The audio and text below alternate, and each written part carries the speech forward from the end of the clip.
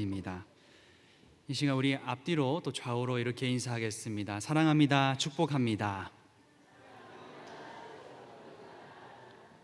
반갑습니다. 우리는 계승자입니다 라는 제목으로 말씀 전하겠습니다. 여러분은 지금 행복하다고 생각하십니까? 여러분은 무엇이 우리를 행복하게 한다라고 생각을 하십니까? 언제부터인가 이 한국 사회의 모습을 보다 보면 점차 행복과는 거리가 멀어지는 듯한 느낌을 받고는 합니다. 그렇게 제 마음속에 예수 그리스도를 믿으면서 우리에게 허락되는 행복에 대해서 생각해 보게 되었습니다. 아이비리그 대학에는 전설과 같은 3대 유명 강의가 있다고 합니다. 하버드 대학에 있는 탈벤 샤르 교수의 행복이란 무엇인가 라는 책이 있고, 또 마이클 샌델 교수의 정의란 무엇인가, 또 예일 대학의 셸리 케이건 교수의 죽음이란 무엇인가가 유명합니다. 그 중에서 저는 이 행복이란 무엇인가를 잠시 말씀드리려고 합니다. 이 책에서 저자는 행복이란 자신이 흥미를 느끼고 할 수 있는 일을 찾아서 목표를 세우고 달성해가는 여정 속에 나타난다라고 정의합니다. 이를 긍정심리학의 용어로 자아 일관성 목표 그리고 행동 가치관이라고 그분은 정의를 하고 있었습니다. 자기 일관성 목표란 자신이 흥미를 느끼고 가치를 두는 것이며 가장 열정적으로 완수하고 싶은 목표를 뜻합니다. 그리고 행동 가치관은 어떻게 목표를 달성하고 목적지에 갈 것인지 이 목표를 세운 사람이 행동할 때 나타나는 그의 도덕관 또는 가치관, 그의 성격을 의미하게 됩니다. 우리가 평소에 흥미를 가지고 있거나 자신의 가치관에 맞는 것을 찾아서 행동한다면 행복해질 것이다 라는 것입니다. 사하르 교수는 어떻게 행복을 얻을 것인가 보다는 행복 자체에 관심을 가지고 나는 어떻게 더 행복해질 수 있는가 질문을 던져야 한다라고 말을 합니다. 제가 이 책을 읽고 나서 도전을 받게 됐습니다. 예수 그리스도 안에서 느끼는 행복에 대해서 우리가 고민해야 하는 것이 많구나 하는 것입니다. 그저 예수를 믿으면 저절로 행복해지는 것은 아닐 것입니다. 우리 주변에도 행복하지 않은 그리스도인을 많이 볼 수 있습니다. 이런 문제가 우리 안에 있는 것입니다. 그리스도인은 예수님의 다시 오심을 기다리는 사람입니다. 아직은 구원의 때가 완전히 이르지 않았기 때문에 우리 안에 끊임없이 불행과 고통스러운 일들이 일어납니다. 그럼에도 불구하고 그리스도인은 하나님과 동행하며 세상 속에서 하나님의 꿈을 이루어가는 사람입니다. 우리가 이렇게 행복을 찾을 때 세상에서 제공하는 행복과 신앙 안에서 얻는 참된 행복은 다릅니다. 세상의 행복은 일시적이고 조건적이지만 예수 그리스도를 통해 주어지는 행복은 영원하고 우리의 삶을 변화시키는 힘을 줍니다. 오늘 우리가 읽은 말씀에서 엘리사처럼 하나님이 주시는 사명을 계승하고 그 길을 걸어갈 때 우리는 진정한 평안과 행복을 누리는 줄로 믿습니다. 오늘 말씀 속에 등장하는 이 엘리사의 모습도 우리에게 많은 도전을 줍니다. 엘리야는 이스라엘 역사에서 이름이 잘 알려진 예언자 중에 한 사람입니다. 다른 예언자들은 주로 말씀을 선포했다면 엘리야는 예언과 함께 기적적인 사건을 일으켰다는 점에서 조금 유별납니다. 당시 북이스라엘에서는 아모리 왕조가 바알을 숭배하면서부터 하나님의 말씀을 선포했던 예언자들이 박해를 받았습니다. 열왕기상 18장 4절을 보게 되면 바알을 숭배하던 이세벨이 여호와의 예언자들을 멸할 때 오바댜가 예언자 100명을 굴에 숨겼다라고 기록하고 있습니다. 오바댜가 숨기지 않았다면 예언자 무리는 완전히 사라졌을 것입니다. 박해를 받았던 예언자 무리는 크나큰 내분을 겪었습니다. 아합 왕의 박해에 항복하여 바알을 인정한 예언자들도 있었을 것이며 끝까지 저항했던 예언자들도 있었을 것입니다. 엘리야는 이교신들에게 성전을 선포했고 때때로 예언자 무리들과 교제하면서 그들을 규합하고 굳건히 저항했습니다. 박해를 받았던 이 예언자 무리는 혜성같이 등장한 엘리야 덕분에 갈멜산에서의 대결을 승리로 이끌고 바알을 숭배하던 예언자들을 몰아낼 수 있었습니다. 그러나 이세벨을 비롯한 국가적 차원의 박해를 막는 것은 힘든 일이었습니다. 오늘 본문은 다사다난했던 엘리야의 사역이 마침내 끝나고 엘리사가 예언자직을 계승하는 모습을 다루고 있습니다. 호렙산에서 엘리사를 후계자로 세우라는 하나님의 명령을 받은 엘리야는 엘리사를 데리고 예언자 무리들이 숨어있던 길갈, 베델, 여리고, 요단강에 이르는 먼 여정을 시작하게 됩니다. 엘리야는 엘리사가 하나님의 사람으로서 또한 자신의 후계자로서 적합한지 확인하기 위해 3번의 시험을 치릅니다.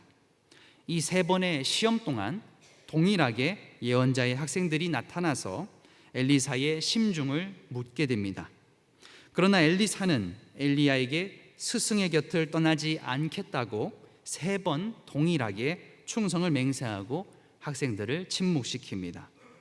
이제 엘리야는 3번의 훈련을 견뎌낸 엘리사를 후계자로 대하면서 예언자 학생들이 보는 앞에서 요단강을 건너는 신비를 체험하게 합니다.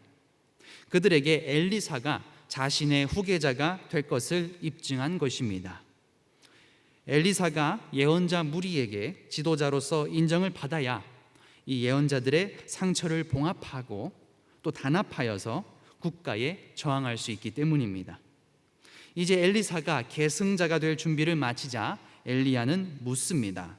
우리가 9절의 말씀을 함께 보겠습니다. 나를 내게서 취하시기 전에 내가 내게 어떻게 할 것을 구하라. 하나님께서 엘리야를 데려가시기 전에 무엇을 도와주었으면 하는가라고 묻고 있는 것입니다. 엘리사가 대답합니다. 엘리사가 가로되 당신의 영감이 갑절이나 내게 있기를 구하나이다. 당시 예언자의 전통은 영의 활동으로 이루어졌습니다. 이 영은 하나님의 영을 가리킵니다. 제자가 이런 영의 능력을 스승에게서 이어받겠다라는 것은 당시에 아주 자연스러운 말입니다. 하나님의 영을 이어받으면 그때서야 예언자 공동체 사이에서 제자의 권위가 세워질 것이기 때문입니다. 본문에서 당신의 영감이 갑절이나 내게 있기를 구하나이다 라는 요청은 당시의 관용구입니다. 맏아들이 받아야 할 몫이라는 상징입니다. 즉 엘리사는 자신이 엘리야의 정당한 계승자로서의 능력을 부탁한 것입니다. 엘리야는 엘리사의 계승 요청을 듣고 어떻게 해야 예언자직을 계승할 수 있는지 유언을 하면서 말을 합니다. 내가 어려운 일을 구하는도다. 그러나 나를 내게서 취하시는 것을 내가 보면 그 일이 내게 이루려니와 그렇지 않으면 이루지 아니하리라. 결과적으로 엘리사는 엘리야에게 임했던 영의 능력을 얻었습니다. 갑자기 불수레와 불말들이 나타나 두 사람을 가르고 엘리야를 폭풍에 실어서 하늘로 올렸기 때문입니다. 말씀은 불수레와 회리바람이라는 표현으로 엘리야를 데려가신 분이 바로 여호와 하나님이시라는 것을 간접적으로 나타내고 있습니다. 이렇게 끝까지 스승을 따라가던 엘리사는 마침내 스승의 승천을 목격하고 장자의 유산을 상속받게 되었습니다. 그러나 엘리야의 빈자리는 컸습니다. 그토록 원했던 예언자직은 아버지와 같았던 엘리야의 자리를 채워주지 못했습니다. 그는 슬픔에 겨워서 옷을 찢습니다. 그에게 남은 스승의 유품은 떨어진 겉옷뿐이었습니다. 엘리야의 몸에서 떨어진 겉옷을 주워 들고 돌아오는 길에 그는 요단물을 내리치면서 외칩니다. 엘리야의 하나님 여호와는 어디 계십니까? 엘리사는 하나님의 예언자였던 엘리야의 죽음에 절규합니다. 세상을 떠난 사람은 이제 세상에서의 책임을 벗었지만 남은 사람은 그 책임에서 자유롭지 않습니다. 엘리사는 그 무게를, 그 책임을 느낀 것입니다. 아합과 이세벨의 잔인한 통치 아래서 많은 예언자들이 죽임을 당했습니다. 더 나아가서 거짓 예언자들은 다른 예언자들을 고발하고 위협했습니다. 어떤 이들은 거짓 예언자가 되어서 목숨을 보존했습니다. 앞에서 본 예언자의 학생들도 간신히 살아남은 생존자들입니다. 이렇게 혼란스러운 가운데 스승이 떠난 것입니다. 엘리사는 참담한 심정이었을 것입니다. 그러나 누군가는 하나님의 말씀을 전해서 하나님을 잊어가는 이스라엘을 회복시켜야만 했습니다. 그때 하나님께서는 엘리사와 함께하고 계심을 요단 강물의 갈라짐으로 나타내 보이셨습니다. 엘리사는 엘리야의 하나님께서 여전히 함께하시고 계심을 확인한 후에 희망을 가지게 됩니다. 이제 엘리사는 담대함으로 강을 건넙니다. 그에게는 엘리야가 남긴 옷과 하나님의 영이 함께 했기 때문입니다. 이 모습을 여리고에 있던 학생들이 강을 건너며 돌아오는 엘리사를 보고 엘리야의 영이 엘리사에게 머물렀다라고 확신을 합니다. 그들은 절을 하면서 엘리사를 지도자로 인정하고 그와 함께 동행하게 됩니다. 엘리사는 엘리야가 그랬듯이 수많은 기적들을 보이면서 하나님을 저버린 오므리 왕조를 거슬러 계속해서 투쟁했습니다. 이후에 엘리사는 예후를 기름 부어서 이스라엘의 새 왕으로 예언을 합니다. 예후는 오므리 왕조를 멸망시키는데 결정적인 역할을 하게 됩니다. 엘리사는 강력한 성령의 역사를 놓고 기도하였습니다. 그리고 그 목표를 하나님께서 보시고 그에게 성령을 허락하셨습니다. 결국 엘리사는 엘리야의 사명을 이어받아 그가 남긴 길을 걸어간 것입니다. 이렇게 우리는 계승의 이야기가 역사 속에서 끊임없이 되풀이되는 것을 발견하게 됩니다. 성경의 수많은 인물들이 하나님을 만났을 때 믿음과 순종으로 하나님의 손에 붙들려서 하나님의 일을 수행했습니다. 그들이 어떤 위대한 능력과 인품을 가졌기 때문이 아니라 그들은 하나님을 향한 간절한 마음이 있었기 때문에 하나님의 능력을 받고 세상을 이겨낸 것입니다. 오늘 우리도 마찬가지입니다. 우리는 예수님께서 우리에게 맡기신 사명을 이어받아 그분의 길을 걸어가는 계승자입니다. 엘리사가 끝까지 엘리야를 따랐듯이 우리도 끝까지 예수님을 따르면서 그분의 뜻을 이어가야 하는 것입니다. 신약의 시대에서는 이 땅에 오신 예수 그리스도께서 표적과 말씀으로 수많은 사람들을 이끌었습니다. 그리고 예수님의 제자들이 성령을 받고 계승하여서 교회를 세웠습니다. 사도들의 뒤를 이어서 속사도라고 불리는 수제자들이 그리고 그들의 제자인 교부들이 교회를 감독하며 믿음을 지켜냈습니다. 그 뒤로 수천 년 동안 기독교 역사를 이끌어온 사람들이 있습니다. 교회 공동체를 이끌어온 지도자들은 예수 그리스도의 신비를 전하면서 교회 공동체가 세상과는 다른 삶을 살아야 함을 끝없이 증언했습니다. 그러나 그 교회에도 위기는 찾아옵니다. 초대교회는 밖으로는 로마 제국과 유대교의 공격을 받았고 안으로는 이단과 교회 안에 불화를 겪었습니다. 나중에는 사도들마저 순교하면서 예수 그리스도의 죽음과 부활을 직접 목격한 1세대들마저 줄어들고 있었습니다. 이런 위기 가운데서 복음서의 기자들은 그리스도인들의 미래에 대하여 대답을 제시합니다. 오늘 우리가 살펴보는 요한복음은 기원 후 90년 즈음 기록된 복음서입니다. 예수님을 직접 경험했던 이들은 대부분 세상을 떠났습니다. 아주 어렸을 때 예수님을 본 몇 사람만이 남아 있었을 것입니다. 예수님을 하나님의 아들이요 그리스도로 믿지만 예수님이 손에 잡히지 않았습니다. 예수님의 재림에 대한 조짐도 알 수 없습니다. 신앙의 근본적인 토대가 흔들리지 않을 수 없었습니다. 오랜 세월 어려움과 박해를 겪었던 사도 요한은 기독교 신앙의 근본에 대하여 근심하는 자들을 위해 복음서를 쓰면서 답변하고자 하였습니다. 당시에는 교회에 여러 질문이 있었습니다. 하나는 예수님은 진짜 그리스도셨는가? 입니다. 예수님 이전이나 이후나 세상은 달라진 게 별로 없는 것 같습니다. 고난과 불행은 계속됩니다. 예수님이 그리스도라는 사실에 의문을 제시하는 사람들의 눈으로 보았을 때 예수님이 그리스도라는 증거가 보이지 않는다는 것입니다. 또 다른 하나는 그는 정말 하나님의 아들인가입니다. 예수님께서 정말 하나님의 아들이자 그리스도라고 한다면 그분은 언제 우리를 영원으로 인도하시는가? 이렇게 예수님이 누구냐 하는 질문에 대한 대답이 오늘 말씀에서 제시되고 있습니다. 특별히 요한복음 14장은 예수님께서 제자들을 위로하는 말씀으로 시작하고 있습니다. 너희는 마음에 근심하지 말라. 하나님을 믿으니 또 나를 믿으라. 제자들은 예수님이 이 땅 위에 오신 목적이 십자가라는 사실을 이해하지 못했습니다. 예수님께서는 제자들에게 두 가지를 당부하십니다. 먼저 근심하지 말라는 것, 그리고 예수님을 믿으라는 것입니다. 이어서 2절과 3절의 말씀입니다. 내 아버지 집에 거할 곳이 많도다. 그렇지 않으면 너희에게 일렀으리라. 내가 너희를 위하여 처소를 예비하러 가노니 가서 너희를 위하여 처소를 예비하면 내가 다시 와서 너희를 내게로 영접하여 나 있는 곳에 너희도 있게 하리라. 지금은 예수님의 다시 오심을 기다리는 중간 시기입니다. 중간 시기에는 모든 것이 불안한 법입니다.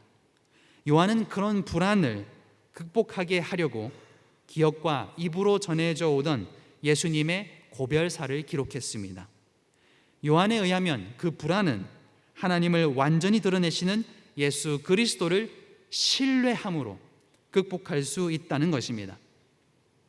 그러나 이러한 예수님의 말씀에도 이해하지 못한 제자 두 사람이 등장합니다. 5절에서 도마는 예수님이 아버지께로 가신다고 하는데 그곳이 어딘지를 모르겠다라고 말을 합니다. 사실 도마뿐만 아니라 초대교회 가운데 적지 않은 사람들이 한 말일 것입니다. 그러자 예수님은 6절에 말씀을 하십니다.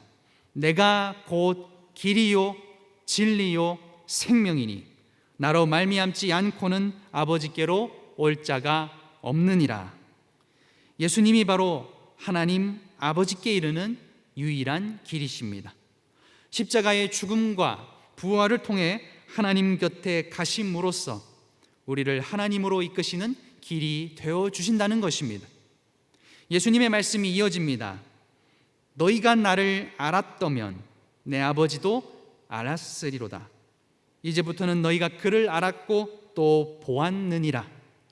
예수님이 길이요 진리요 생명이시기 때문에 예수님을 따라가고자 한다면 우리도 죽음과 부활을 경험해야 한다는 것입니다.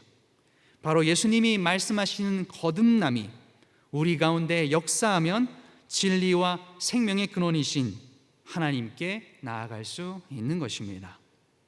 이번엔 빌립이 등장해서 질문을 합니다. 주여, 아버지를 우리에게 보여주옵소서. 그리하면 족하겠나이다. 이 말 또한 빌립이 예수님께 요청한 요구이면서 동시에 초대교회 그리스도인들의 공통된 질문이었습니다. 사도들조차 당시 예수님이 길이라는 것에 이해했지만, 인정은 했지만 그 외의 것은 이해하지 못한 것입니다. 예수님은 또한 대답하십니다. 내가 이렇게 오래 너희와 함께 있으되 내가 나를 알지 못하느냐? 나를 본 자는 아버지를 보았거늘 어찌하여 아버지를 보이라 하느냐? 초대교회를 지도했던 교부들은 그리스도는 하나님이시며 참 하나님에게서 나신 참 하나님이라는 것을 항상 강조했습니다. 바로 그 근거로 사용되는 말씀이 오늘 말씀인 것입니다. 10절 상반절의 말씀입니다. 나는 아버지 안에 있고 아버지는 내 안에 계신 것을 내가 믿지 아니하느냐. 예수님은 제자들이 세상 한가운데 버려질 것이라는 불안을 생각하시고 그들을 위로하십니다. 우리가 길이요 진리요 생명이신 주님의 말씀 앞에 서게 될 때에 우리는 감사와 기쁨을 누릴 수 있다는 것입니다. 하나님께서는 예수님의 온 생애와 말씀과 행동 속에서 하나가 되셨습니다. 이제 예수님은 우리에게 내가 아버지 안에 있고 아버지께서 내 안에 계심을 믿으라. 그렇지 못하겠거든 행하는 그 일을 인하여 나를 믿으라 라고 독려하십니다. 더 나아가 예수님께서 올라가신 후에는 자신을 믿는 사람이 예수님이 하신 일을 하게 될 것을, 또한 더 큰 일도 할 것을 말씀하셨습니다. 예수님을 믿고 성령을 받는 제자들은 길과 진리와 생명을 계승한다라는 것입니다. 마지막 말씀인 13절과 14절에서 예수님은 당부를 하십니다. 너희가 내 이름으로 무엇을 구하든지 내가 시행하리니 이는 아버지로 하여금 아들을 인하여 영광을 얻으시게 하려 함이라. 내 이름으로 무엇이든지 내게 구하면 내가 시행하리라. 내 이름으로 기도하라는 것입니다. 이미 우리 안에 주님이 오셔서 우리와 늘 동행하고 계십니다. 하나님께서는 우리를 무조건적으로 사랑하십니다. 우리를 사랑하셔서 하나밖에 없는 아들을 희생시키셨습니다. 제자들은 성령을 받고 온 세상에 복음을 전하며 오직 예수님만이 길이요 진리요 생명이심을 가르쳤습니다. 그리고 교회를 세우고 예수님께서 보이신 표적을 행하며 하나님의 일을 감당해 왔습니다. 우리는 사도행전 속에서도 제자들의 순교와 전도의 역사를 발견할 수 있습니다.